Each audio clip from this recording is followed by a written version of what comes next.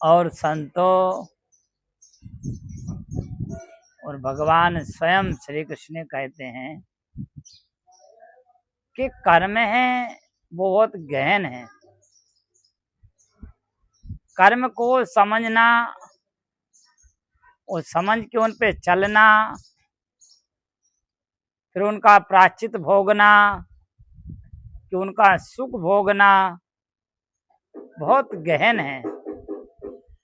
बड़े बड़े ऋषि मुनि, बड़े बड़े ज्ञानी ध्यानी इस बात पर विचार करते हैं, सोचते हैं, समझते हैं, फिर भी इसका कोई पार नहीं मिलता है। क्योंकि इसको जानता सब है, पर परिस्थिति को संभालना ही बहुत कठिन है। उस परिस्थिति पे संभालना ही बहुत कठिन है।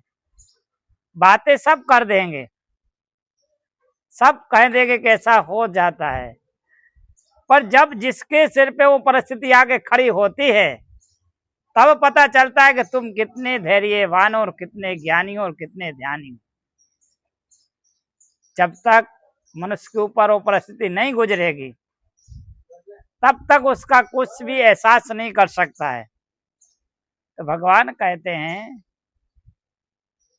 कि जैसी आपकी मति होती है उसी प्रकार से आपकी गति होती है। आप जैसा भी विचार करते हैं वैसा ही आपका जीवन का भविष्य शुरुआत होता है, पर उससे प्रायश्चित जुड़ा होता है। भूतकाल का जो जीवन है वो वर्तमान से जुड़ा होता है और भविष्य काल से जुड़ा होता है। क्यों कि तीनों काल एक ही व्यक्ति पे गुजरने वाले हैं, पर तीनों साथ नहीं है। एक व्यक्ति को भोगना, एक ही व्यक्ति को तीनों काल, भूतकाल भी उसने भोगा हुआ है, वर्तमान भी वही भोग रहा है और भविष्य भी भोगेगा। तीनों काल एक साथ जुड़े हुए हैं, पर उनका परिणाम एक साथ नहीं भोगेगा। जैसे कि आपने किसी को, व्यक्ति को एक गिलास पानी पिलाया है, अब वो व्यक्ति पानी पी गया है, या तो आपका पानी पहले आपने को पिला रखा था या फिर नया उसके ऊपर कर्ज हुआ है। अगर जो नया कर्ज हुआ है, जब भी तब भी जिस भी काल में जहां भी जिस देश में जिस परिस्थिति में उसको आपको एक गिलास पानी पिलाना ही पड़ेगा,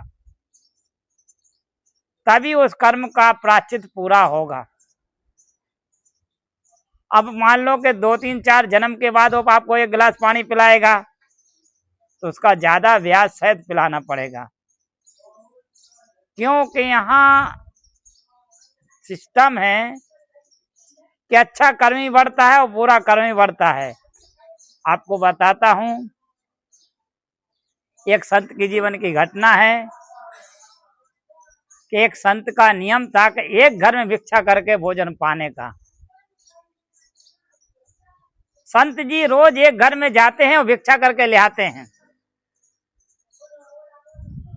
जो भिक्षा में आता है वो भगवान को अर्पण करके, सिद्ध करके भगवान को अर्पण करके और वो खुद पा लेते हैं, और जो भी अतिथि वगैरह जो भी आते हैं उनको भी साथ में पिलाते हो, खिलाते हो, संतुष्ट रहते हैं।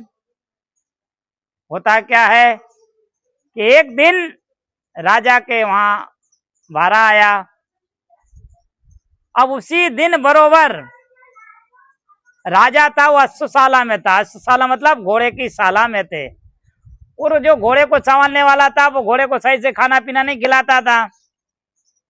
तो कुछ घोड़े दुबले पतले हो गए थे, तो राजा उन पे गुस्सा हो रहा था। राजा गुस्सा हो रहा था तो होता क्या है, इतने में संत महाराज ने वहां जाके सीताराम की अलग जगाई, राधे श्याम की अलग जगाई कि भिक्षाम देही। अब वो जो जिससे द्वारपाल था, जो मंत्री था, वो सीधा राजा के पास जाके कहता है कि राजन की जय हो, अपने दरवाजे पे एक संत महात्मा भिक्षुक आए हैं, तो कि हाँ दे दो, दक्षिणा दे दो, उनको जो उनको चाहिए दे दो। तो कहते हैं कि कहावत है कि चाय करता केतली ज्यादा गर्म होती है। कभी चाय ठंडी हो जाती पर केतली, जो चाय की जो केतली होती है वो गर्म होती है। तो मंत्री ने खुद का पावर दिखाया और महात्मा को क्या दिया, जो घोड़े का जो गोबर था उसको दे दिया कि ले जाओ। महात्मा जी ने कहा कोई बात नहीं, झोली में लिया और चल दिया। दिया तो दिया पर ज्यादा दिया, पर राजा को पता ही नहीं कि कृष्ण मंत्री ने क्या दिया है। वो संत महात्मा लेके आए। अब जो गांव के वो बाहर रहते थे वहां आके नदी गंगा किनारे और आके उन्होंने कहा ओहो चलो आज तो राजा ने बहुत ज्यादा दान दिया है, और आके रख दिया, मंदिर के पीछे रख दिया, कुटिया के पीछे। और वो उस दिन अपने पानी का ही पी के उन्हें दिन निकाला। दूसरे दिन जब होता है फिर दूसरे दिन भिक्षा लेने जाते हैं। अब होता क्या है कि 4-5 महीने के बाद जो राजा का जो दान दिया हुआ था बहुत ज्यादा हो गया। दान दिन दुगना रात चौगुना बढ़ता है। तुमने सही जगह दान दिया हो तो दिन में 1 के 2 होते हैं और रात में 1-2 के 4 होते हैं। इसका दान की महिमा है। दान दिया हुआ कभी उधार नहीं रखना चाहिए। दान दिया है, दान लिखाया है तो तुरंत ही देना चाहिए, चाहे वो 1 रुपए हो के 1000 रुपए हो के लाख रुपए हो। उधार दान नहीं रखना चाहिए। तो अब वो बहुत ज्यादा बड़ा पहाड़ बन गया जो राजा का जो दिया हुआ था वो दान। अब उससे गांव में बीमारियां फैलने लगी। राजा ने पूछा कि गांव, राजा के पास बात मिली कि राजन अपने गांव में बीमारियां फैल रही हैं, कि बीमारियां फैल रही हैं कि हाँ। तो राजा ने कहा क्यों, वैद्य को बुलाया जाए। तो राज वैद्य को बुलाया गया। राजवैद्य से पूछा गया कि राजवैद्य बीमारी क्यों फैल रही गांव में। कि महाराज कुछ जो गाय का गोबर है, घोड़े का गोबर है, जो भी है, जो गंदगी है वो सब इकट्ठी है, उसकी मच्छर से फैल रही बीमारी। तो ये कहा कि अपने गांव के बाहर जो आश्रम है वहां जो संत महात्मा रहते हैं उन्हें बहुत सारा गाय घोड़े का जो गोबर है वो इकट्ठा किया हुआ है। तो अच्छा गोबर गाय घोड़े का, हाँ क्यों कर रहे हैं। तो वहां पूछा गया कि महाराज जी आप क्यों ये कर रहे हैं इकट्ठा। कि भाई मैं इकट्ठा नहीं कर रहा हूं, तो राजा का दिया हुआ दान है वो बढ़ रहा है। कि बढ़ रहा है कि हाँ। तो राजा के पास बात आई है। पूछा गया कि राजा से कहा मंत्रियों ने कि राजन वो महात्मा तो आपका बता रहे कि आपने दान दिया है। कि मैंने दान दिया है। कि हाँ। अब वो राजा विचार में पड़े और कहा कि अच्छे अच्छे पंडितों से कहा, उनके राजगुरु से कहा, उनके गुरु से कहा कि जाओ महात्मा से पूछा जाए। महात्मा से पूछा गया। महात्मा ने बताया कि मैं एक दिन राजा के दरबार में भिक्षा लेने आए थे और उनके मंत्री ने मेरे को दिया है और वो दान दिया है। मैंने भगवान को कहा कि दिया है, दान दूना दिया है, आप संभालना। अब क्या होगा, इससे इसको हटाना हुआ तो क्या करेगा कि इसमें लगा दो, तुम्हारे गांव तुम्हारे पास तो बहुत सारा लश्कर है, फौज है, लगा दो। पूरी फौज को लगाया और फेंकाने शुरू कर दिया खड्डा करके और जमीन में पूरा करने को कर दिया। पर दिन में फेंके रात में जीव कहते हो जाए, दिन में फेंके रात में जीव कहते हो जाए। राजा विचार करे, पूरा राज विचार में पड़ गया, मंत्री ज्ञानी ध्यानी सब विचार में पड़ गए कि हे क्या चमत्कार, पूरा खत्म ही नहीं हो रहा है। तब राजा संत महात्मा के पास जाके हाथ जोड़ के बोलता है कि हे महाराज, हे गुरुदेव, इसका कुछ रास्ता बताइए कैसे खत्म होगा। कि दिन भर मंदूर तुम्हारे फेंके इसको खत्म करें, जो बचे मूल जो जितना दिया था उतना बचे उसका आप कुछ करो। कि क्या करें, उसके कंडे बनाओ और कंडे बना के उसको हवन में आहुति दो, हवन में दे दो। उन कंडों को महात्मा के हवन कुंड में डाला गया और उसकी राख बनाई गई।